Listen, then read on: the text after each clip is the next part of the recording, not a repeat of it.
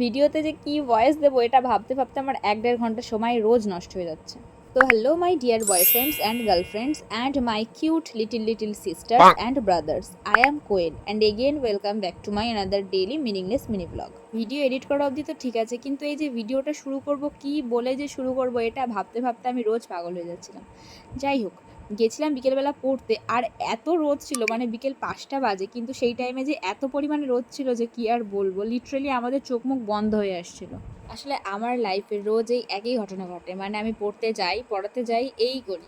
তো আমার ব্লগগুলো আর নতুন কিছু হয় না, মানে আমি চাই তো অনেক কিছুই যে আমি একটু এইভাবে ভিডিও করবো ওইভাবে ভিডিও করবো, কিন্তু শেষমেশ আর কিছুই করা হয়ে ওঠে না। সো আমার ভিডিওগুলো রোজ একই রকম হয়ে যাচ্ছে। দেখো, এমনিতেও আমি যা চাই তার জীবনেও হবে না এটা আমি জানি, কিন্তু তাও ওই মাঝে মাঝে আশা রাখতে হয় আর কি। তারপরে রাতের দিকে একটুখানি বসে অ্যাস্থেটিকভাবে ভিডিও করার চেষ্টা করলাম, সেই টাইমেই পায়েলের মনে পড়লো যে ওর কিছু কিছু পড়া দেখাতে হবে।